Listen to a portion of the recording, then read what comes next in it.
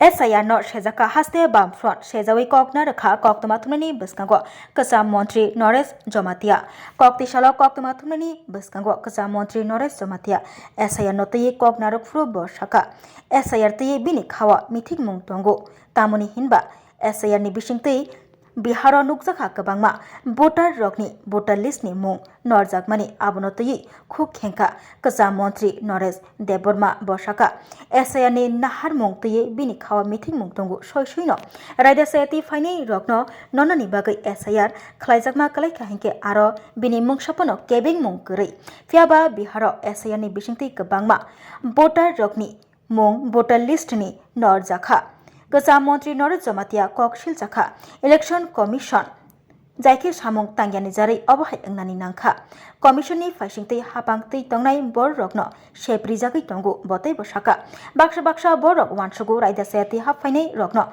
Postback Klaina Bagai Obo Klaijakana Hani Fiaba Abahaya CAA Bishingte 2014 Bishini Yagulo JJ Rock Hastio Hapka Borokno Hastini Borok Hone Chongoi Nahar Jaka Abuni Yagulo Ministry of Home Affairs ni Faishingte 2024 Bishini December Talni Thamtisha Shalmari Jora JJ Rock Hastio Hapka Borok Nobo Hastini Borok Hone Chongoi Nahanan Bagai Yapri Rom Jaka Abuni Yagulo SIR Tamani Bagai Klainani Nanghani Shungmungti Shaka Kasam Montri Norris Jomatia Oshalo Bini Logio Tongo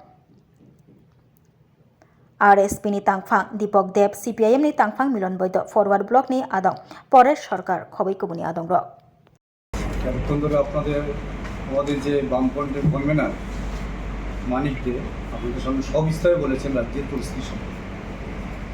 আমি একটা কথা বলতে চাই, আমরা বিরোধী দল করি তা ঠিক করি, এই জন্য সরকারের যে কোনো কিছু বিরোধিতা করবো তা নয়, যেটা বাস্তব তাই বলছি। আমি বিশেষ করে রাজ্যে এত উচ্ছৃঙ্খলতা ওই জায়গার থেকে সৃষ্টি হচ্ছে। নেশা কারবার রাজ্যের সর্বত্র আনাচে কানাচে সবখানে মদের কাউন্টার খুলে দিয়েছে রাজ্য সরকার, এবং বেসরকারিভাবে যেগুলি লুকিয়ে লুকিয়ে তারা বিক্রি করে। এখান থেকে বিশেষ করে যুবকরা যুবতীরা 20 বছর থেকে 30 বছর এবার ছেলেরা যুবক যুবতী নষ্ট হয়ে যাচ্ছে, এবং এখান থেকে তারা উচ্ছৃঙ্খলতা তৈরি করছে। যেমন গত কিছুদিন আগে আমাদের দুর্গোৎসব হয়ে গিয়েছে, রাজ্যে সারা দেশে হয়েছে।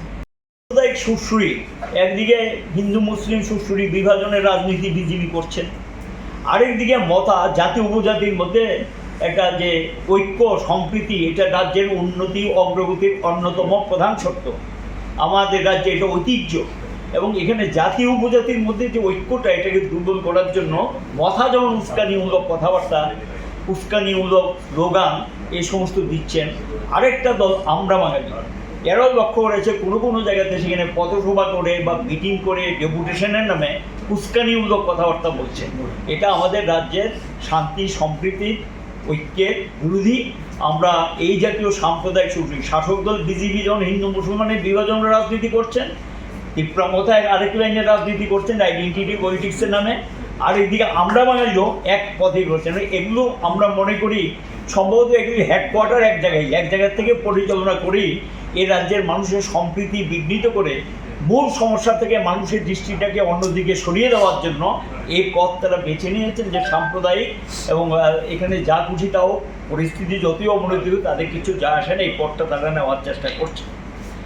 কদমতলা ব্লকের একটা গ্রাম পঞ্চায়েত জুন মাসে এটা প্রধান উপপ্রধানের নোটিফিকেশন দিয়ে নির্বাচন হয়। সেই নির্বাচনে এই গ্রাম পঞ্চায়েতটার নাম হলো কালা গাঙের পাড়। এই গ্রাম পঞ্চায়েতটাতে নির্বাচন যখন হয় সেখানে 6-6 হয়, এবং তখন গিয়ে নির্বাচন অফিসার, সেটা পঞ্চায়েত আইনি আছে, সেখানে টস হয়। টসে প্রধান এবং উপপ্রধান দুজনই সিপিআইএম নির্বাচিত হয়েছে। নির্বাচিত হওয়ার পর এটা নিয়ম হলো, যখন নির্বাচিত হয় সাধারণত 3 থেকে 4 দিনের মধ্যে একটা নোটিফিকেশন বের করে দেওয়া হয়। তারা যে নির্বাচিত হয়েছেন, যিনি রিটার্নিং অফিসার ছিলেন ডিস্ট্রিক্ট পঞ্চায়েত অফিসার সহ, তারা সেখানে সার্টিফিকেট দিয়ে দিয়েছেন। প্রধান ইজেক্টেড হয়েছেন, উপপ্রধান ইজেক্টেড হয়েছেন, এবং সেখানে উচ্চ পদস্থ অফিসারদের সামনে এখানে এই ঘটনাটা হয়েছে। এবং নির্বাচিত পঞ্চায়েতে প্রধান এবং উপপ্রধান কাজ করতে গিয়ে কাজ করতে পারছেন না, তাদেরকে কাজ করতে দিচ্ছেন না। এই সম্পর্কে আমাদের বিরোধী দল নেতা সচিবের সঙ্গে, পঞ্চায়েত দপ্তরের সচিবের সঙ্গে কথা বলেছে, কেন আপনারা নোটিফিকেশন করছেন না। আমি ব্যক্তিগতভাবেও যেহেতু একটা সময় পঞ্চায়েত ডিপার্টমেন্টের সঙ্গে যুক্ত ছিলাম, এগুলি আইন টাইন সম্পর্কে কম বেশি একটা ধারণা আছে, আমি ডাইরেক্টরকেও জিজ্ঞাসা করেছিলাম কেন এটা আমরা দেখছি, এটা দেখার তো কিচ্ছু নেই। ইলেক্টেড হয়ে গেছে, সার্টিফিকেট চলে এসছে, এটা কিচ্ছু না, একটা গ্যাজেট নোটিফিকেশন করা, কাজ শুরু করা। গত জুন মাসের পর ওই গ্রাম পঞ্চায়েতে কোনো রেগার কাজ, কোনো প্রকার কাজ, কোনো সরকারি অর্থ খরচ হয়নি। আর মজার ঘটনা হলো সেই প্রধান উপপ্রধানকে কিন্তু আবার এখানে আগরতলাতে একটা সেমিনার হয়েছিল, তাদেরকে চিঠি দিয়ে আবার ডেকেছে, তারা এসেছে, সরকারি নিয়ম অনুযায়ী এসছে। আর এই বিজ্ঞপ্তিটা এটা গিয়ে আমরা বললাম এখন অক্টোবর মাস, নির্বাচিত হয়েছে জুন মাসে, তাহলে এখানকার মানুষগুলো কি অপরাধ করেছে?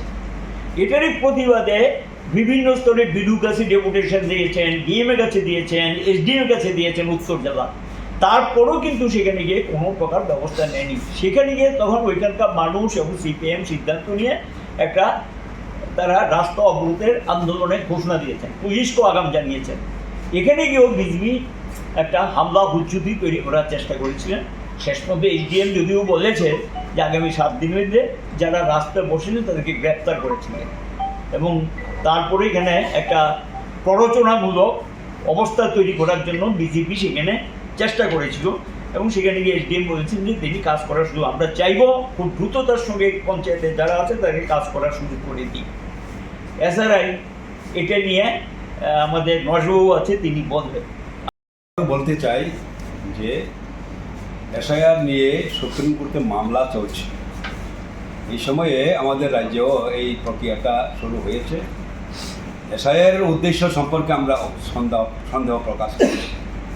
সত্যিকারের অবৈধ ভোটারদের বাদ দেওয়ার জন্য যদি এসআইআর হয় আমাদের আপত্তি নেই, কিন্তু এখন বিহারের যে তাদের এক্সারসাইজ, সেখান থেকে আমরা লক্ষ্য করছি বিরোধী দলের ভোটারদের বাদ দেওয়ার লক্ষ্যেই এই এসআইআর, যেটা নিরপেক্ষ নির্বাচন কমিশন নিরপেক্ষ থাকার কথা, নিরপেক্ষতা বজায় না রেখে এটা শাসক দলের পক্ষে সুবিধা দেওয়ার জন্য কাজ করছে, এটা আমরা লক্ষ্য করছি।